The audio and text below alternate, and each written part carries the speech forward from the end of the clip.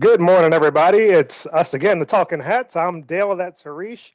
I'm coming at you live. I'm back home in Virginia, out here in the Commonwealth. It is 10:37 a.m. on this beautiful Saturday morning. I forgot to shoot out the tweet to remind y'all the show was going to be recording at this time, but maybe I'll get one out during the show. Maybe if anybody sees it, you can hit us up and jump on in with us. We're expected to be joined today by my brother Chris to talk some football and his playing experience and all of that. But we're going to lead things off with, until he jumps in, we're going to lead things off talking about the struggling Wizards.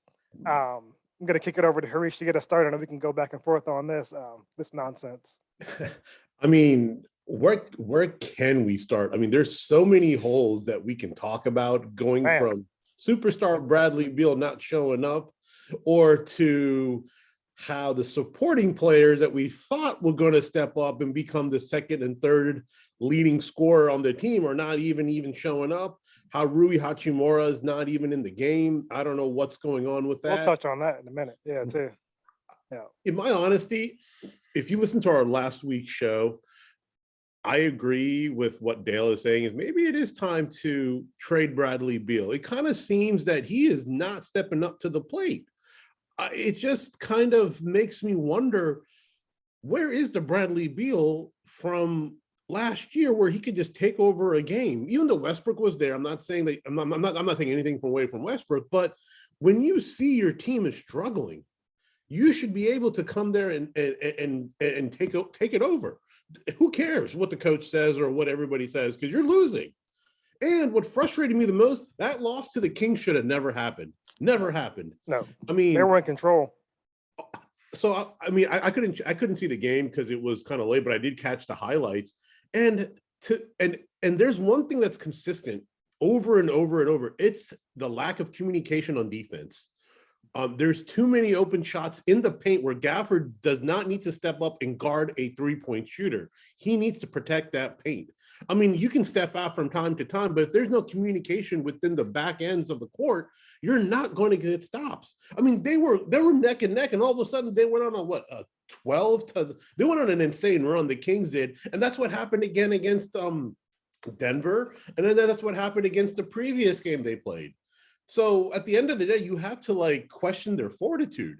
I mean, because I'm not saying that they're men, but at the end of the day, you have to look yourself in the mirror and be like, we can't lose games like this. And they're losing bad.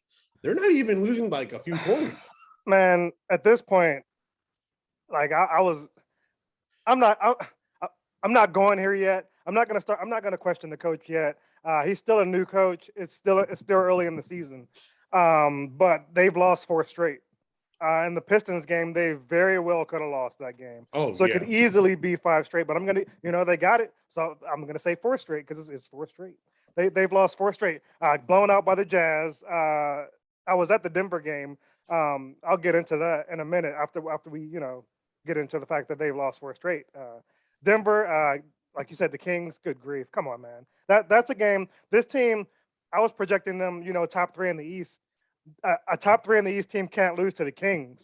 The Kings they're solid, but they're not going to be playoff contenders in the West. So if you see yourselves there at the end, you can't lose to teams like that. And then they got housed by the Suns, which, I mean, the Suns are the second best team in the league. So that's not too shocking, but the game could have been closer. Yeah. See, my concern with the team is the fact that, and this gets into what I saw at the Nuggets game. I saw Dinwiddie out there looking lost.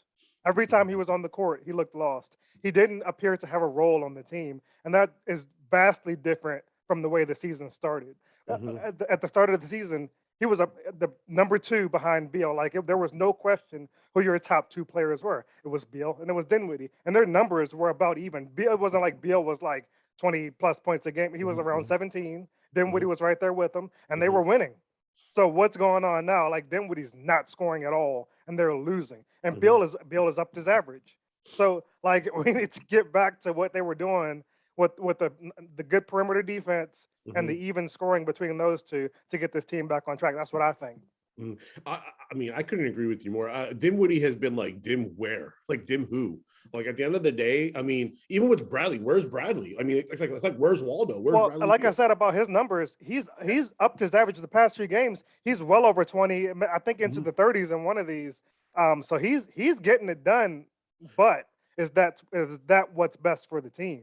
Yeah, Is that and taking food out of other players' mouths and they're getting like maybe everybody's getting mhm. lost? Yeah, and I also feel that like the only reason why I'm putting a lot on Bradley Beal is he says he wants to win, and he wants to win now before all this contract negotiations start for his extension. He's not going to be back next year. I'm going to tell you that right now. I mean, the Well, way he, he's got his contract is up after next season. That's when he's up for that 200 million. So he can be here next year if they want to keep him. But mm, like you said, and like I've been saying, yeah. I for me, it might be time to make a move. So there was, I think I saw this on Twitter. Somebody did some sort of like, I think the program that you use to see if these trades will work or whatever.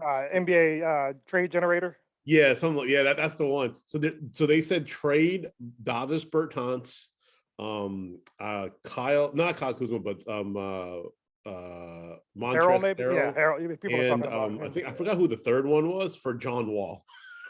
Nah, man. I'm out on that.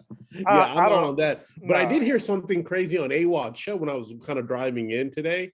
I would say this: somebody was saying bringing back Agent Zero, Gilbert Arenas. I mean, You know, in a pipe dream scenario, I, he posts videos all the time about how he still has it. Um, it's a he's a different time. guy who how I wonder how old is he now? Let's He's see. not that. I mean, he came into the He league has to be in very his young. late 30s. Yeah, but still, he still can ball, man. I mean, all you need is like 10 points from him, 10 to 20 He's points. 39. I mean, Oh, I I'd bring in a guy like Jordan. What's his name? Jordan Crawford to be just an instant offense scorer. I bring him in before I brought in Arenas because he actually played in the league. If he didn't play yeah. last season, I don't think he did. He was in the league within the past I, couple of you years, know, and I really wanted Isaiah Thomas. I really wanted Isaiah Thomas yeah. to come back. I mean, like he was a phenom when he was Did not you see injured. him last night? No. Hey, he was. I mean, obviously he can still ball. I mean, he dropped 41 and it's the G League, but last night But he was playing with the Lakers and he was yeah. out there hitting some threes. So he is definitely a guy. He's going to have a role on the Lakers team. Mhm. He could have had that role on this team. The problem is they've got already two very small backup point guards. Yeah. So bringing him in would have been even more of a liability on defense. Their starting backcourt has size. Mhm. And Dinwiddie, I guess, got like in the Nuggets game. Like I said, he was out there looking lost. At the very end of the game, when it was over, he started playing bully ball against the Nuggets smaller, like Campazzo and them smaller guards. He's a big guard. Like he could be playing Yeah. that way he could be bullying all the time. Like he was like screw this, like taking it to the post, like dominating them. Yeah. Like he can be that kind of player. And he can also shoot. He So, just can't be mhm. out there and not having a role. So Like that you doesn't that's think on the coach.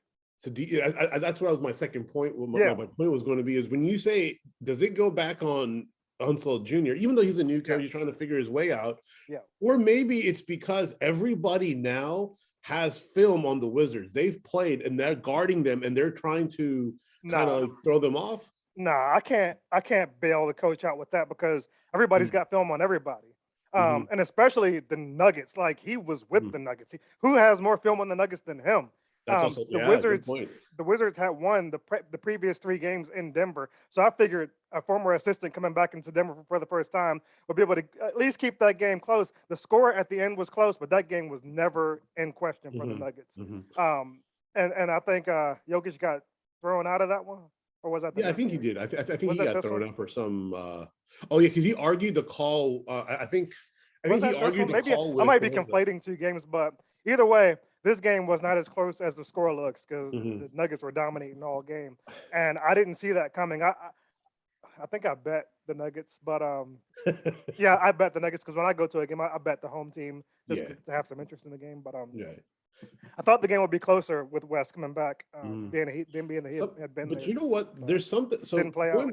going back to Dinwiddie's knee, we've discussed on previous shows. Yeah, He's not fully healthy, in my opinion. I don't think he's fully healthy yet.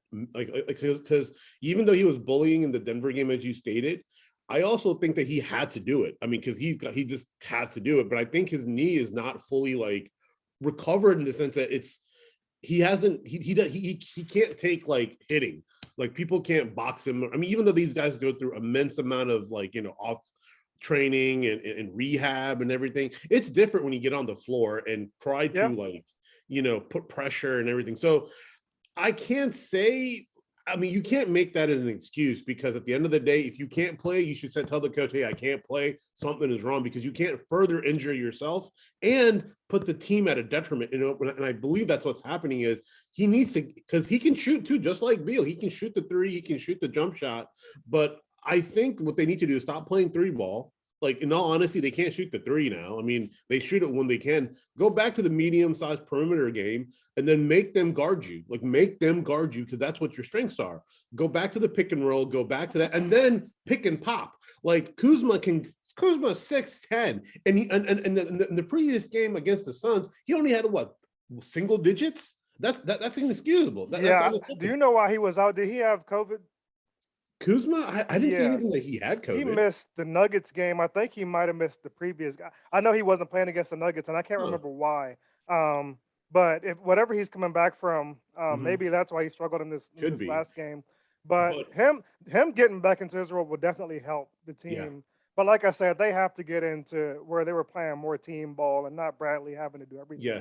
No, I don't see why they can't go to the pick and roll more. I mean, you have Gafford, you have players who can do that really like substantially. I mean, but they don't really have that kind of point guard though. They don't really have a pick and roll point guard. Dinwiddie's not that. I mean, Neto can maybe do that, but he's coming off the bench. That's true. Maybe him and Harold can run that kind of game. But if you're on the AWOD show, I was saying that talent has gotten them to the point where they were the top two. They were number one at the point in the East. I said talent got them there, and I said the true test of the whole team and the coaching was going to be when they hit this West Coast swing, and they haven't won a game on it. So is that a referendum on the coaching? Who knows? You know what? Sometimes yeah. Like because basketball doesn't have bye weeks, right? Like NFL, they just have like a couple of days off here and there. I think what the coaching staff needs to do is look at themselves and say, hey, how did we start the season and how can we get back to that? Because they changed something and it's not working. It's just not working. It might. Maybe we can give them a bailout in the fact that the lineup itself has been so inconsistent here on this road swing. They've got some solace coming in the fact that the West Coast portion of the swing ends tonight with the Jazz. I would like to see them. I would like to see them get that one.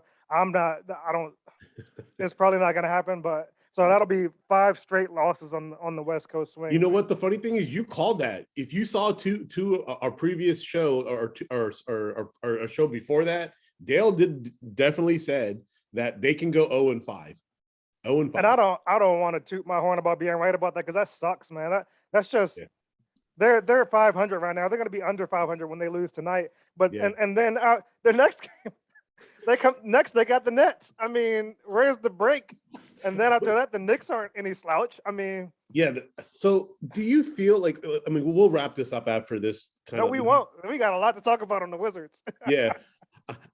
Maybe with this kind of like segment, in the sense that like this first segment of like how bad they are, but it's just that as a fans, right, we saw the potential early on in the season and we're like, yay, we're like I called above 50 wins, okay? And I'm like, typical DC false hope, man. I called above 50 wins too, man.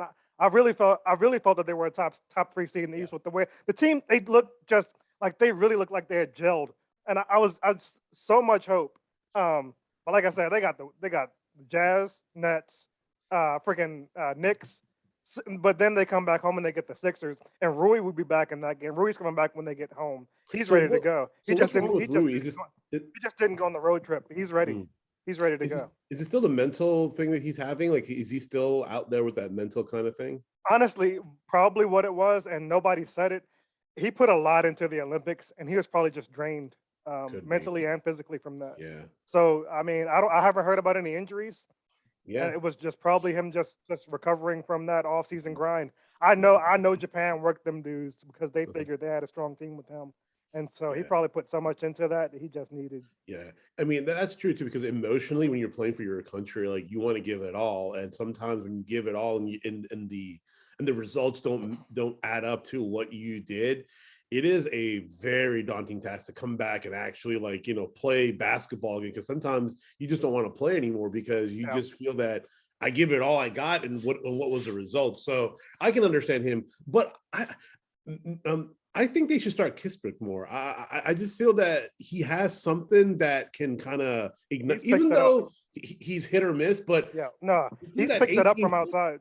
He's Yeah, picked it I up. mean, he can pop that, and also in the 18 feet from the foul line to the basket, I think he's exceptional. I think he's like maybe the highest percentage shooter in the league, in my opinion, if he can get a chance or an opportunity.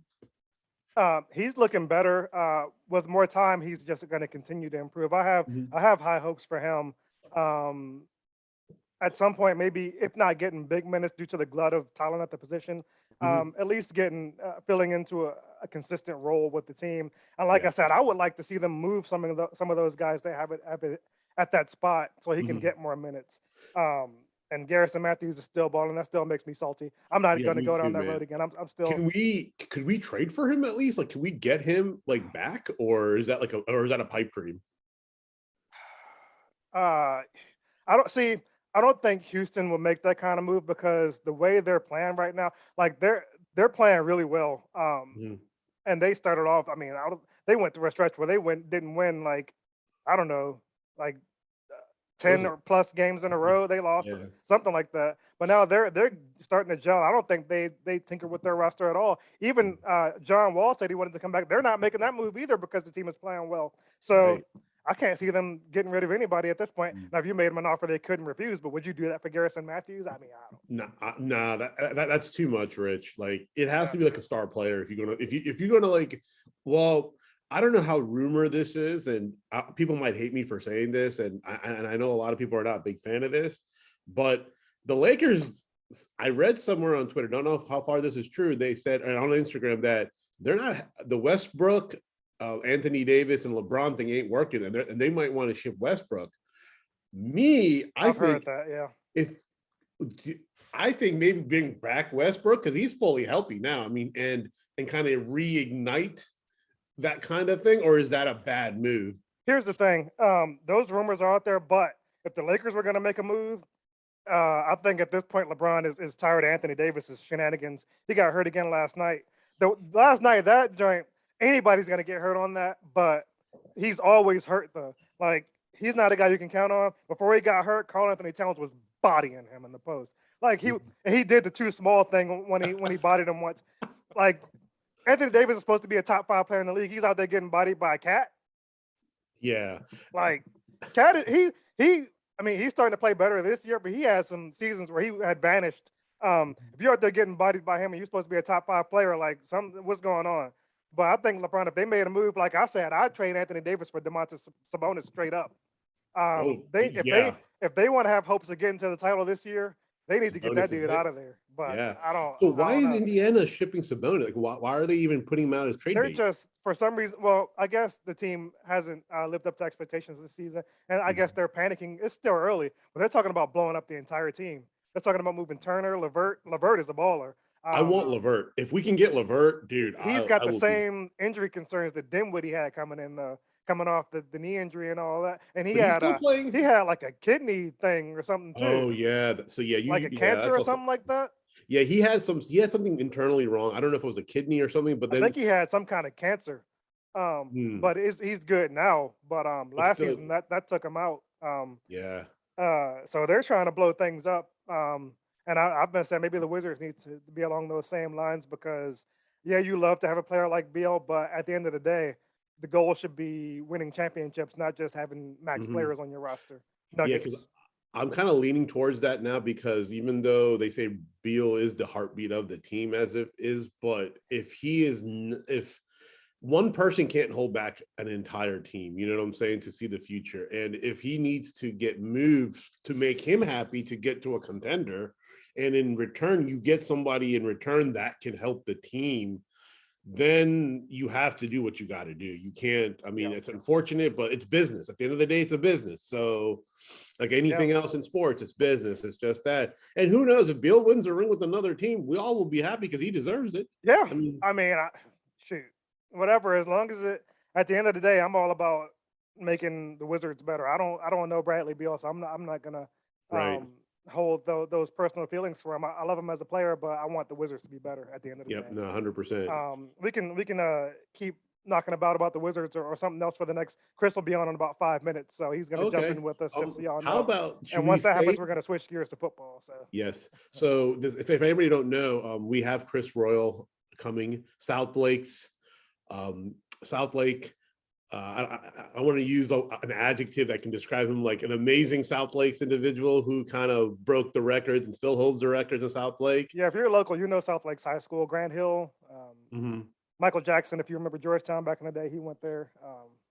And a phenom at Marshall, phenom at Marshall. So tune in, call us. Maybe you can ask him a few I'm posting a questions. tweet right now, so Yeah. So, hey, we're live right now, guys. So if you guys want to call in, we're all there. The number's there. Just please do call, like, and subscribe, everything. So, but you want the to talk Wizards. about the how Deion Sanders at Jackson State got the We number can, one yeah, we player? can get into that as soon as Chris gets on. I Yeah. want because I know he's all over that one. So I'm anxious Mhm. to see what the football talk. We're gonna jump right into that. We Yeah. can close out with the Wizards. What they've got coming up. Like I said, they've got the Jazz tonight, the Nets, Knicks, Sixers, Okay. Heat, So Cavs, Bulls. Like which one of these games are they gonna win? no, They've lost 4 straight. and That could 0-3. They're they, they could easily lose. They could okay, so they could easily they're gonna lose tonight. One. yeah. You know what? You know who they're gonna beat, and it won't make any sense. The Nets. They'll See, beat the I was Nets. thinking the That's same not gonna make thing. any sense. But they're gonna do it. They're gonna beat the Nets. Yeah. Check the receipts after that happens. They're gonna beat the Nets. And they're going to beat the Nets by at least double digits. At least double digits. They'll pull away at the free throw line. At the free throw line, they'll pull away. It'll You be know, close to the third. when they win those games, they're sometimes like blowouts that don't make any sense. So Right. they could easily like just go out there because you get hyped up against teams like this is the Super Bowl. When you're playing against the Nets, they go out there and get hyped up. Then Woody will drop 40 like out of nowhere after scoring 0 the previous like. Yeah, it's like, It's going to be one of those kind of games, and then they'll lose to the Cavs a couple games later. Like you like scratch your head and be like, okay, you played like a phenom, and then all of a sudden you come back, and then all of a sudden you're just like 0. You're like, doesn't make any sense. Does not make any sense. Yeah, man. Man, they're okay. They're in 7th place right now in the East. Right. I'm at a loss, man. We've said a lot. We've said a lot, and here at the end of it, But I don't know. how the mighty have fallen, right? In the beginning of the season, I still want everybody to was believe. like, we fool's gold, brother, fool's gold. Like, hey, but we're not saying that they can't turn it around. I mean, it's still early, but the last few games, it kind of shows who the Wizards are. They don't know who they are. That's the thing. They don't have an identity. They don't know who's supposed to take the reins. And that's a very scary thing to do. So much talent on this roster. Yeah. So much. They just gotta. It's on the coach to be able to utilize all this. And Looked like early on that they were running some kind of system. Now they're back to that hero ball thing. yeah. Got to get back to what they were doing, man. Like you said, get back to what and was I working. think, and as we stated before, we can give Unseld a little bit of a longer leash because he's trying to kind of figure out things, and at the end of the day, that's all you need is try to figure it out. But how long is that leash going to last? Like, is it going to be till next year? Because this is Tommy Shepard's main kind of hire. If you look at it as a coach, he's done great things with the players. He's done great things in personnel changes. But now this is what's going to define Tommy Shepard is, can he get a good coach to come here and coach these guys up and make them play the way they're supposed to play? That's going to be his other legacy is, can he get the right person, right coaching staff in here? And so we'll see. I mean, we'll see, man. We'll see. We can shift gears from the depressing Wizards now. We usually talk a little bit of Nuggets. I'll touch on them just for a second. They're playing better. Jokic is still playing at an MVP type level. It'll be interesting to see if they consider him 2 years in a row. But his numbers this year are better than last year. It's just the Mhm. team is not as good, and that's due to the fact that I mean, Murray was out warming up hard before the Wizards game, so it looks like he could probably play today if they would let him. But they'll probably bring him back in March. Yeah. So with him coming back, with Jokic playing at the level he is, the guys maybe they'll make him like Aaron Gordon has started to pick it up. They're still a strong team, and they should actually still finish around sixth or seventh because the West is so strong. Mhm. So I mean, either way, they're playoff I teams. mean, in all honesty, like they can go to the Western Conference Finals, even though you're in the sixth and seventh position. It doesn't really matter in the West. It's just Nah, who because you're kind going to of be playing a wins tough out. team no matter where you're seated. The Exactly. seeding doesn't So matter. in the East, even the Wizards, it's like I can't even believe I'm saying this right now. They can even go if they can get their act together. They can even go. Like I mean, it's just That team early in the season, that was an Eastern Conference Finals type of team. Mhm. They can and they should get back there, especially with guys coming back. Like I said, Rui's coming back when they get Right. home. Bryant should be back shortly. So Yeah. let's not give up yet. Let's see what happens. Yeah. Let's keep the faith, guys. Let's keep the faith. Meanwhile, the Warriors are still pulling away, and Clay is due to come back, if not the Dude, end of this month, very early in January. So they're 24-5. When he comes back, they probably won't lose again. So I mean, that team looks very scary, like yeah, very scary. I don't think any other team in the West can compete with them, but not it's right now. Not yeah. right now, no. You know, some teams can make some moves. The Lakers will probably make a move because they see that this is not a championship team. So Mm-mm. expect them to be there at the end, but not with this current roster construction. What was that Uh, guy's name who went to the Bulls and who's balling out? God, DeRozan? not DeRozan. Um, Oh, Caruso. Caruso. Yeah.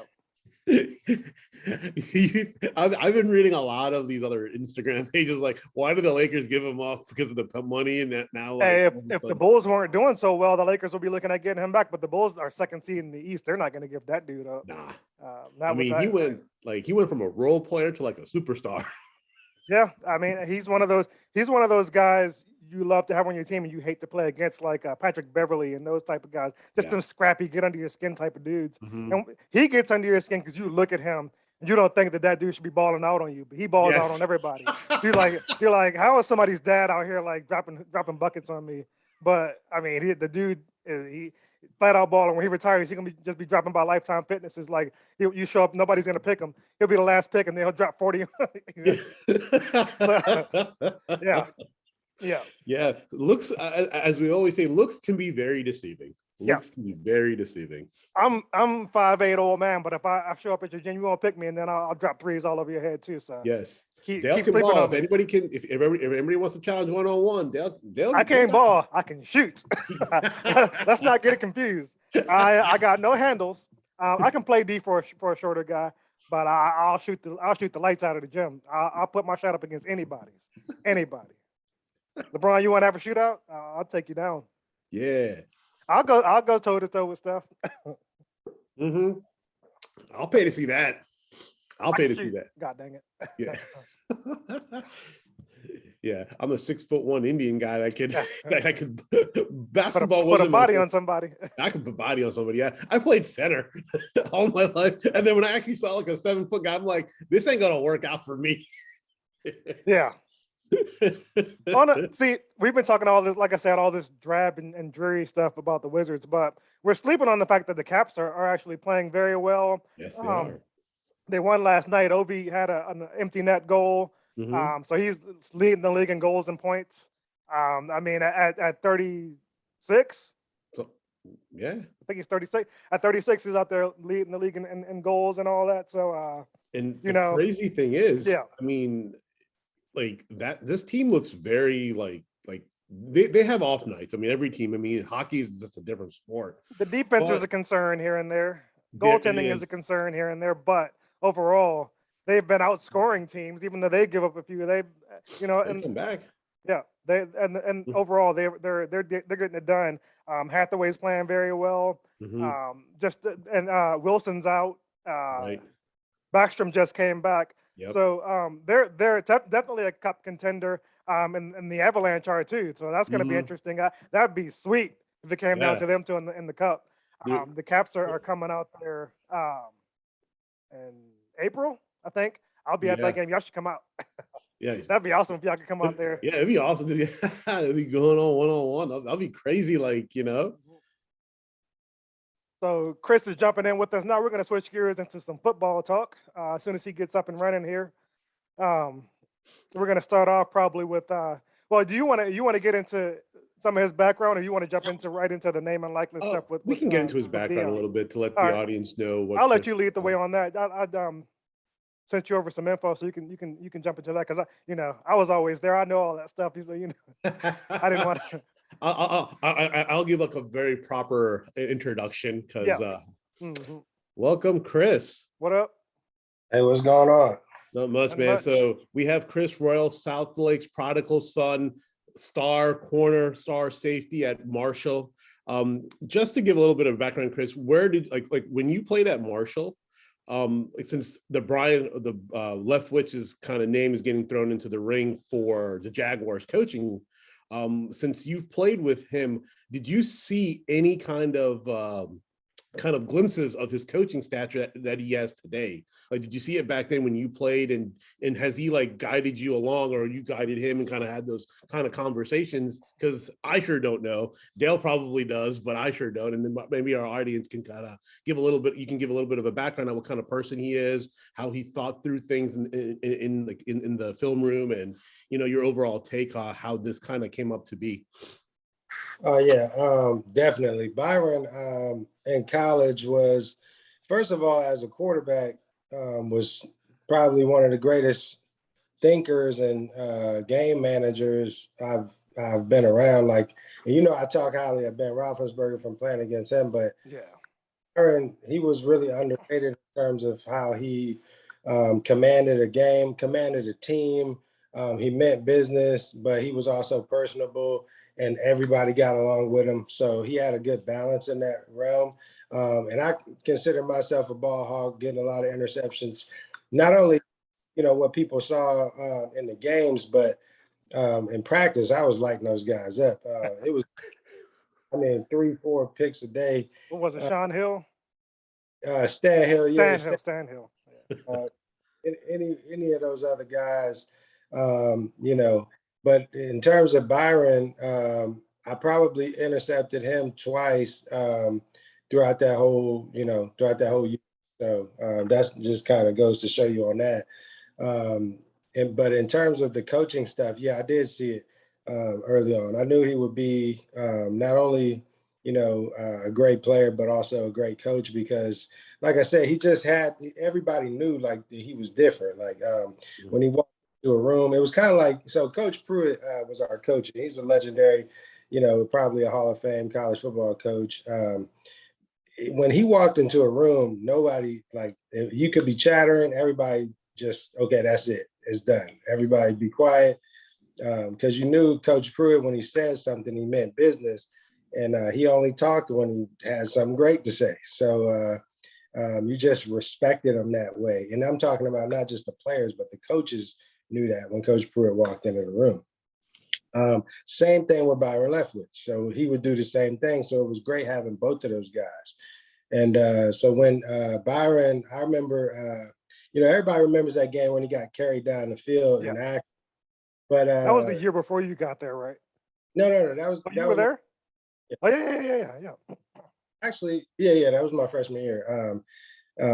So I played in pretty much every game my freshman year. So I was right in the mix. And we went out that game. But the game I wanted to talk about was, leading up to that, we were playing somebody. It probably was Akron. That was the Akron game. And we were supposed to be blowing those guys out. It shouldn't even have been, and Byron goes into the locker room, and he just, it was Virginia Tech. So we went there on a Thursday night, 80,000 screaming fans, and then I don't know how many, watching on TV. But you couldn't hear a thing at Virginia Tech on a Thursday night. And everybody on the outside probably was thinking, Marshall, it'd be great if they could hang around with those guys. And we went out the first half struggling, but when we went in the locker room, Byron just let us have it. Like he let us have it. Coach Pruitt, nobody else needed to say anything. He went in there, you guys, we shouldn't even be playing around with these guys. Like he's talking about Virginia Tech, disrespect. I can't even entertain with these guys. We should be blowing them out, yada yada. So it just, and when you look at it, like that was kind of clever on his part because it took away all of the, we're all just great to be here with these guys. Yeah. And it's like, no, like it's football. Like football is still football. It's still go out here execute. We should be blowing these guys out. And so that's kind of what Byron brings to the table. And he's going to be a great coach. Yeah. So you would, if you were the Jaguars, is that the move you would make, or would you consider somebody like Eric Bieniemy, or even a wild card like Deion Sanders? Yeah, no. In terms of the Jaguars, I think it's an interesting fit because obviously Byron was drafted there. Yeah. And I definitely think that he would, coming in with a young quarterback like Trevor Lawrence, and have been slowly kind of doing something under the radar in terms of their personnel from the days of Tom Coughlin being there doing some stuff. Actually, their defense is starting to come around and they got some pieces on offense, but they could use some upgrades there. I think it would be a good situation. I would like to see Byron with more of an established program. Especially with this first gig. Yeah, coming off coaching a guy like Tom Brady, it would be a little bit difficult going through the trials and tribulations of coaching a young quarterback. But I mean, Trevor, surprisingly, I haven't been high on him. He's actually been doing pretty good. He's kind of winning me over a little bit in terms of what he's been doing this year. I know he's not doing great, but he's going to be okay, I think, as a quarterback, and having a guy like Byron Leftwich to show him some of those leadership intangibles on how to manage a game, I think he could be okay. But long story short, if I had to pick somebody to take that job and re-energize that city, I'm going with Deion Sanders. See, that's why I threw that craziness out there, because it seems far-fetched, but I mean, the man's results speak for themselves. I mean, who was thinking about Jackson State before last season? And that was even before, because of Walter Payton, of course, but I mean, that's going back how long? But that was even before his recruiting has gotten really established there. Now he's got the #1 player in the nation coming in, and the name and likeness deals are starting to level the playing field in college athletics. I don't know if you know that he went there because of the deal with Barstool and all that. Well, that's alleged, but I mean that all signs point to that. Yeah. Yeah. Aside from all of that stuff, because that's not really my thing. I just focus more on, impact. I was watching on one of the TV shows yesterday, and for the first time in a long time, I've actually heard commentators talking about just impact on the game and not all this stuff. I think they were talking about Anthony Davis, but long story short, we'll probably get to that later. But Deion Sanders is one of those guys. Like he wasn't just a cornerback. He wasn't just this guy or that guy. He was a guy who impacted the outcome of the game just by field. And that's why a name like him could come to a city like Jacksonville. Obviously going to Florida State, not too far away from there. And but when you think about Urban Meyer and what he did to tarnish that reputation of that franchise, really want to get the fans believing in you again. I mean, you can bring primetime in the door, just walking in the door, that changes everything, and you forget about Urban Meyer immediately. So I think a guy like that, like he's primetime. A guy like that puts Jacksonville back on the map. And like you say, energizes the fan base, and I believe he would get results. Like you're gonna believe in and respect a guy like that, a Hall of Famer, like you say, impacted the game at sometimes on both sides of the field as well as special teams. Just an all-around impact type of guy, impact personality. He's gonna command the team just because of who he is. So I couldn't agree more with that. It'd be nice if Shad Khan would consider something like that.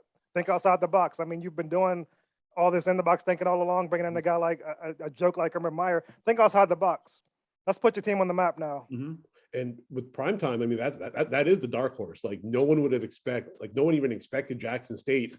I did when they hired him because I do follow a lot of because if you look at it, they changed the way they thought. Like because no one even thought Jackson State is going to become the up and coming college football prowess that they are right now. But he changed that team within a couple of years, even within a year or two since he was there. So if he can do that, it's just a mindset, as you said, Chris. Right when Byron came in against Virginia, he's like, "Hey guys, we can beat these guys by 40. That's all you need. If you can believe in somebody and go and you can achieve it. And if primetime does come to Jacksonville, I guarantee they'll make the playoffs. They will make the playoffs that year because he's played in the league. He knows how people can think and he knows how to manage personalities. He's a huge personality himself. So if someone gets bigger than the team, he can be like, hey guys, come here. You can't do this. You can't, or else you're not going to play. And that kind of level of respect that he brings already, as Dale stated and you stated, at the end of the day, like that's the smarter. Actually, if you look at that's the smarter choice because with Brian with Leftwich, yes, he's established himself as a corner. I mean, as an established coach. But sometimes you don't want somebody can come in and kind of fail either because I think he may fail if he goes to Jackson. Even though that's like the great choice, he may not be ready for that time show yet. I'm not saying now. And well, even you said he just needs to keep racking up the rings with Tom Brady and just stay there until that plays out. I mean, stay there until you get the rings, and then maybe even go to like because I know like even if in Kansas City, Andy Reid ain't gonna be coaching for that long. I mean, he's gonna go somewhere. He's gonna retire soon. And Eric Bieniemy should have gotten a coaching job like last year itself. I don't know why no one picked him off. I mean, it's just insane to me. But it'd be cool if Leftwich could get on. I mean, Denver's going to be probably cleaning house after this season. That'd be cool to see Leftwich out there with whoever the young quarterback is they bring in. That's an established team that got a solid defense, good weapons on the outside. Bring him in to work with the young QB. As a QB coach or as like an OC? Coach. Oh, head coach. Yeah. Oh, so you're saying that Vanjie is going to go out next year? Oh, they're going to clean house. Yeah. Oh wow, okay, and that'll be a great landing spot for him too. Yep. I mean, primetime, man. If he comes back into the league itself will be uplifted. To tell you the truth, like with all the I mean, being an old, Washington football fan / Redskins fan. I mean, like when he was on the team, I'm like, do something. I mean, but at the end of the day, he did. I mean, you can ask for what you got, but ever since Chris came on last time, you keep bringing up that arm strength thing. Why don't you run that by him real quick? Oh, so the funny thing is, I finally kind of understood why you say arm strength is not that kind of like in the creme de la creme thing. Because if you look at it, everybody got arm strength. It's just how you kind of throw the ball. It's like, is it lift or is it because if you look, because the thing I can compare to is Phillip Rivers, right? Phillip Rivers never had the strongest arm. It's the way he delivered the ball. So when I saw Taylor Heineke against was it against? I don't think it was against. That was the game before where he when he threw the sidearm to Antonio Gibson. Yeah, that was who was that? That was the game before Dallas. Yeah, yeah. So and then it kind of clicked in my head. I was like, wait a minute, because if he can throw a 60-yard or 70-yard pass to Terry McLaurin, that's arm strength already. It's not like you can't just anybody can dart a ball. It's how you can throw the ball, the lift, and I think it's almost like accuracy and lift. If you have accuracy and lift. And if you can get them on the timing, I mean, arm strength is just it kind of factors into everything. So I mean, at the end of the day, every quarterback has arm strength. It just depends on those other factors that can you have to look at. And then I texted Dale, I was like, I can see why now Chris kind of doesn't really like he kind of takes that to not to the backseat, but he doesn't put so much premise on arm strength. It kind of made me click. I'm like, oh, maybe I've been looking at it the wrong way for all these years. Because all these guys talk, and that's why I wanted to get your take on it. Is you hear all these other sports talk shows like, oh, we need arm strength, we need this, we need that, and then when you said that arm strength is just a byproduct of it, it doesn't mean it has to be the necessary number one, but there's other factors that go into it. How do you feel that when other sports stars and say, oh, arm strength is this key and that's what we have to look at a quarterback, like how do you refute that and how can you kind of tell them that, hey, you're not looking at it the right way? Well, I got two names I'll throw out there for you, Matthew Stafford and Kirk Cousins. That pretty much is all you need to know right there. But you already have kind of gotten on those guys, but what I'm going to tell you is that a guy like Aaron Rodgers, people probably associate him with great arm strength, Jay Cutler, same type of thing. But if you really watch those guys play, that's not really evident in their game. They know how to put the ball in a position to where whatever receiver is catching the ball, that person is able to handle that ball. So they are kind of, they think so fast that you can't quantify it, and that's what show up in analytics. Like, and I used to do that when I played. I had guys who, I had big 6'4" receivers who could catch anything I throw to them. Yeah. No throw it. And then you got some of the tight ends who, they're just big guys out there, and they can run a little bit, so they put them at tight end. So you got the running backs, and then you got, you know what I mean? And so, and you got to know how to position the ball so that each guy can catch it. And instead of saying, because if you watch the TV, it can kind of get you tricked up, because I hit them right in the hands. Well, how did it hit him in the hands? What position? A couple of inches up or down for a guy. If you know that guy, you've been practicing with him all year. You know what balls he likes to catch. And if you're throwing a ball that's not that ball, then that's on you as a quarterback, even if it hits him in both hands and in the face mask on the way out. That's on you as a quarterback, ball in the position. And guys like Aaron Rodgers, I really don't like Aaron Rodgers that much in terms of, winning Super Bowls. He doesn't compare to Tom Brady. Yeah. But in terms of throwing, if you just watch Aaron Rodgers play, he throws a nice, easy, catchable ball when he needs to, and then he can fire it in there when he needs to. It depends on who he's throwing to and the level of trust he has to just complete the play. He's the type of quarterback, if you watch him on, what is it, Thursday practices, Friday practice up to the game, when the offense always like to go up and down the field on air real quick just to get some confidence built, there will be no balls on the ground. Aaron Rodgers dropbacks, completions are like nothing to him. It's easy. And then you watch some guys, quarterbacks I played with in the past, who would throw interceptions in pregame warmup, Skelly. Like, they tell the defense not to, to just lay off and let them, but somehow the quarterback finds a way to throw an interception there. Like, it's that type of stuff where you have to know how to manage a game. And guys like Aaron Rodgers have it. Guys like Matthew Stafford, Kirk Cousins, they want to show off their arms at the expense of the offense. So it's really kind of selfish when you look at it that way. Wow. Yeah. So mind blown, because after we had that first initial conversation, I started looking at it in a completely different way. And I think that's what, and I think that I think the game needs to change to that kind of level, though, because if they're going to get all that arm strength guys, then you can see the results in a way too. It's Is that on the quarterback himself, or should the coach be putting that bug in his ear about that? You know what your receivers like to catch. So that's the thing. That is the thing. That's why, when I would throw things out there, it's on the coaches. That's another thing that is hard you can't put a number on it. You can't quantify it. But when you talk about some of the greatest coaches, or this guy, everybody throws out, oh, he's a quarterback whisperer or and all of this type of stuff, because he happened to coach on the same team as a guy who wound up being great.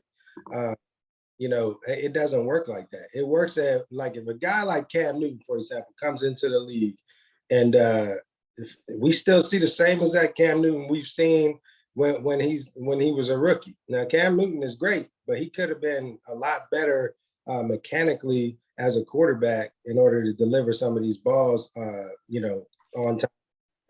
And if you look at the basketball sense of things, to give you a better picture, Ben Simmons has been the same Ben Simmons since he's came into the league. So if he's doing that, that's 100% on Ben Simmons, but it's also on the coach for not demanding more out of him. And not like you should be doing more. I'm talking about, if you can't teach and provide this guy with a perspective that can change the way he prepares for games, that can help him in that way, then that's on you as a coach. What are you doing as a coach if you can't teach somebody that needs to be actually taught, and not just on somebody who's already great?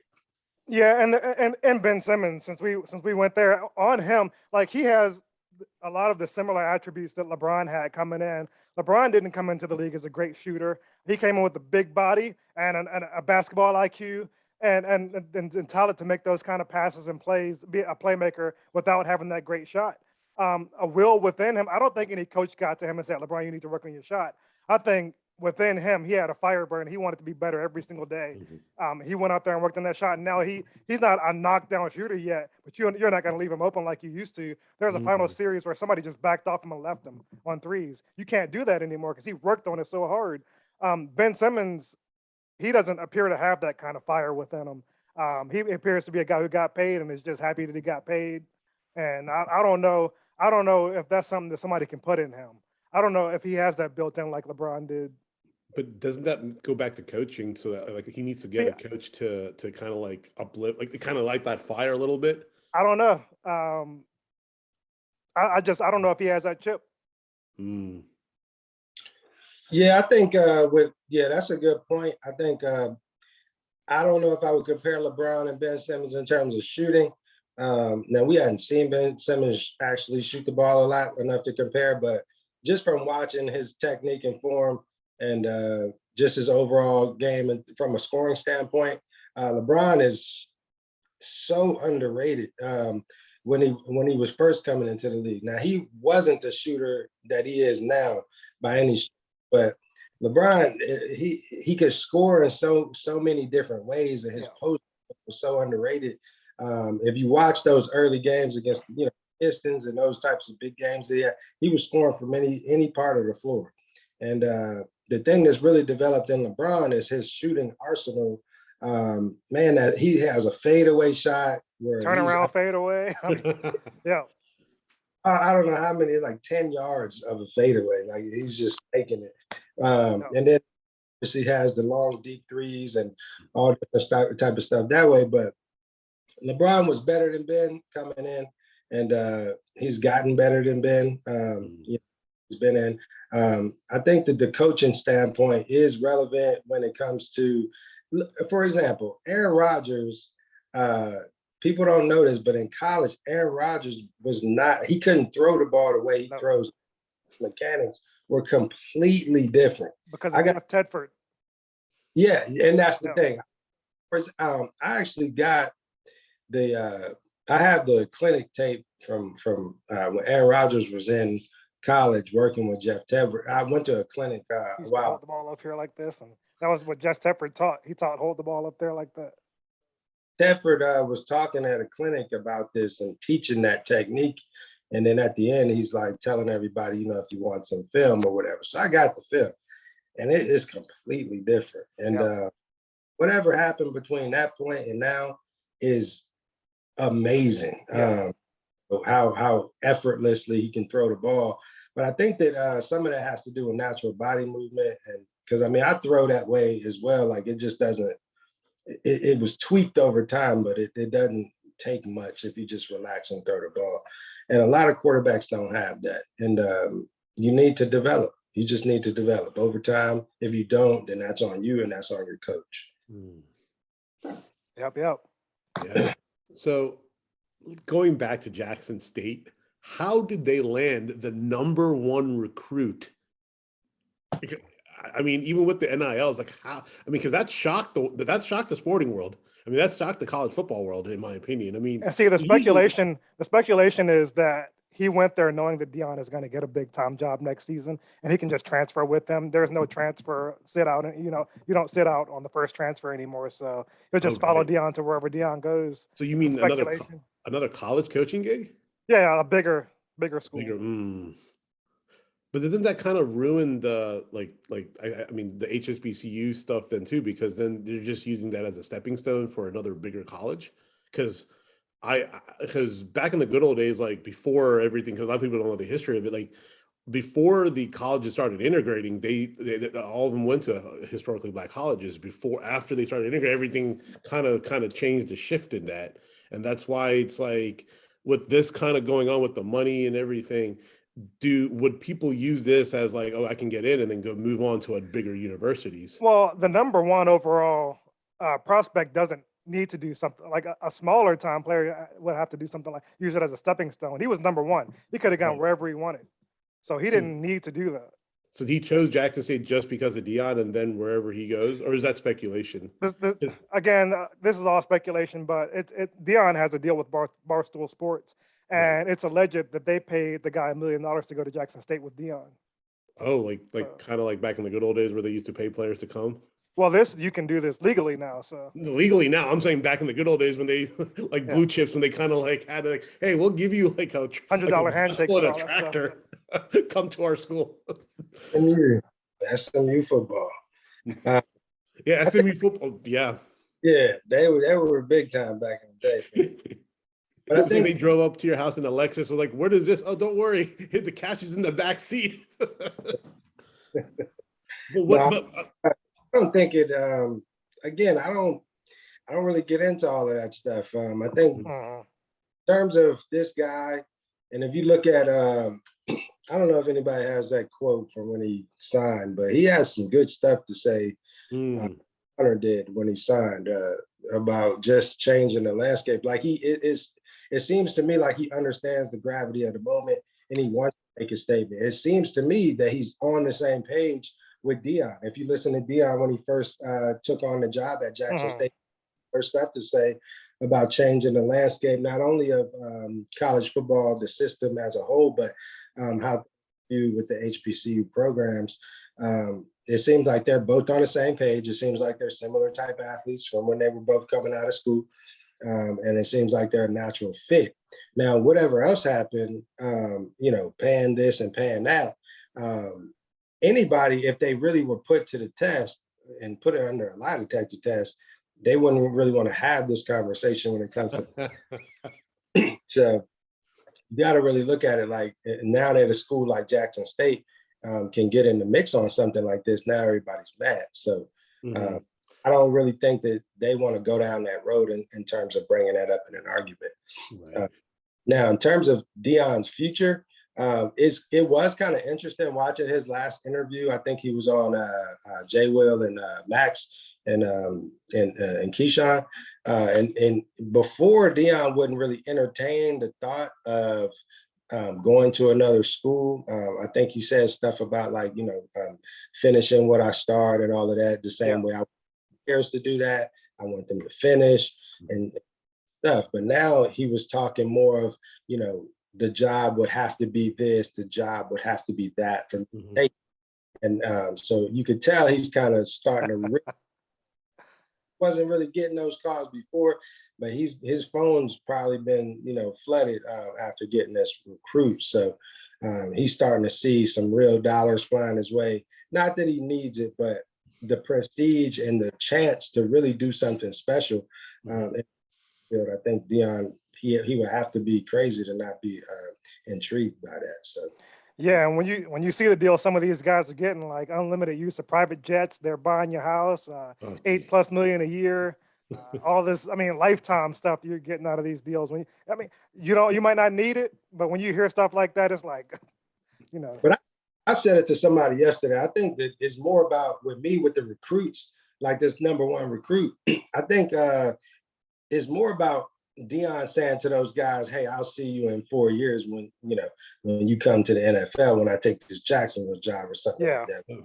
That's what I'm thinking. His mindset is on. Not necessarily you can transfer to Florida State if I get the job. Like that seems to me like it would be a little bit tougher to swing to his players that he was leaving to take a better job. But if he's going to the NFL, a place where all of those guys want to go. Especially those 5-star recruits that they're landing. They want the assurance, if I'm going to sign with Jackson State and not Florida State, then I got a road to the league, some insurance. You know what I mean? Because you just never know once you go down that road if someone finds you.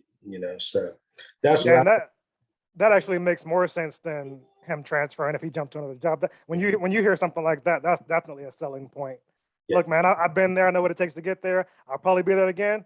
When I get there, I'll see. So stuff like that. And just changing the dynamics of the HBCU schools. Like Grambling just hired Hugh Jackson. I mean, because to me, I don't know, but no, don't do it. Don't put Hugh Jackson in the same breath. Oh no, I'm not a big fan of Hugh Jackson, but I'm just saying like the opportunities are coming. Like just like Deion, it's like, okay, if they can go down. I mean, I'm a Gremlin. I love Gremlin State. That's just me, you know, since I was a kid. But it's just for me, it's like when I think about football, when I think about any kind of schools, they should all have the same level of kind of playing field so that they have the same opportunities as all the other schools. Well, I just got the 10-minute warning on the time, so we got to keep an eye on it so we don't run out like we did last time. Oh yeah, sorry. I'll wrap this up real quickly. Just no, we got 10 minutes. I'm just letting y'all know. Oh yeah, just for me, I don't like an unplaying playing field because it's just unfair advantages to certain schools compared to others. Now, is Jackson State, are they Division I FBS? With FCS? FCS, yeah. Because I just want to just me. This whole thing has kind of woken up the college football world, and I'm glad it happened. That's just me personally, and I'm glad that things are kind of like shifting. Hey man, shock the system. Yeah, and I'm glad it's doing it the right way because even with, I mean, playing players and getting these endorsements should have happened a long time ago because in essence, every athlete is a kind of a mini super. Because if you can't go, I mean, Chris, you can speak to that. If you can't even go buy yourself food or go buy yourself, it's very difficult. It's very, very difficult. And you can't like take money even from certain people who want to help you out. And I've always been a proponent of, well, if these college athletes, they're all like that, just because they play on a team doesn't necessarily mean they don't have struggles. And they're and money is a very huge struggle. It's not like, oh, meanwhile you see your coach making $10 million a year, and it's like you're the one out there people want to see. They ain't tuning in to see your coach. Yeah, it's good that I'm the players are finally getting a bite. And the NCAA is corrupt. I mean, they've been corrupt for years. That's a whole show. But yeah, that's a whole nother show. But the reason why, and I'm glad those lawsuits kind of passed the courts and they kind of said, this is it. And with this whole new, even with, who cares whatever happened to back, and as Chris said, don't want to talk about it. But I'm glad it's shocking the system in a good way. To actually tell players that, hey, there are other options. You don't have to kind of go with what everybody else is doing. And it brings light to communities that been kind of disregarded for a very long time. And that's just me. I'm off my soapbox. I'm sorry. No, that's good stuff. I think something that's also going under the radar is that the coaches are getting paid a little more a lot more at those HBCUs. Eddie George, he was making $400,000. I could be wrong, but that's what I saw. And do you have any openings for us? Heck. But I think no telling what Hugh Jackson coming from the NFL, what he's making, but those guys weren't making that. I mean, maybe 150,000 before for some of the big name coaches. Now it's getting up there. So that's also leveling the playing field and making it more appealing for these guys. And getting support from outside entities, donate money to the HBCUs is really probably helping that. But man, I think, we just got to be careful because it's funny how these trends go. So now that Deion Sanders is making, headways with HBCUs, now you're going to go out. It's just like the NFL. So like now when somebody like Lamar Jackson has great success in the NFL, now everybody wants to go try to find the next Lamar Jackson. But most of these guys don't know what they're looking at, and they're wrong. So you hire a guy like Hugh Jackson, and then you. Yeah. So let's just leave it at that. So, all right, doesn't necessarily mean he's going to be landing a top recruit and winning championships and stuff like that when Hugh Jackson never won anything. Right. So we just got to be careful. Hiring guys like Ray Lewis, hiring guys like Ed Reed, guys who are quarterback type of impact guys. I find Lawrence Taylor, dig him out of a gutter somewhere and hire him before I Jackson. You know what I'm saying? So I think that I definitely love the direction it's going. I like the statement being made, and I can't get off this podcast without mentioning the fact that Colin Kaepernick had a lot to do with all of this type of stuff. I think that just taking a stand and bringing awareness and making people have to step back and think about what we're doing.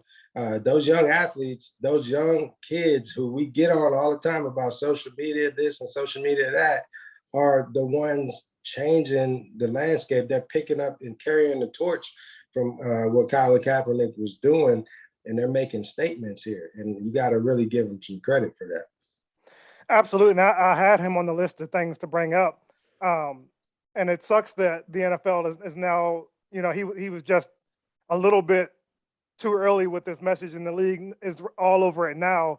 But if they had gotten to that point before they blackballed him, he'd still be thriving in the league, I believe. He's still only 33.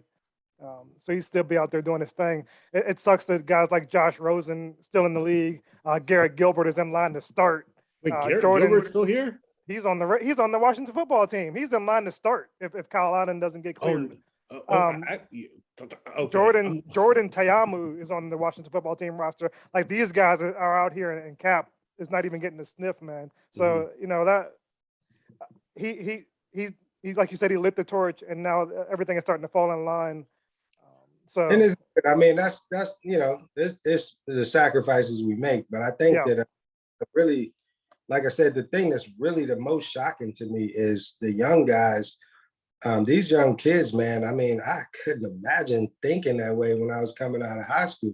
Like, I had a social awareness about myself, but I mean, these guys are actually, like, to just think about how big that is for this guy to sign with Jackson State. I was always afraid that I would get lost in the shuffle if I didn't go Division I. Like, I was not going to settle for anything less than going to a Division I school.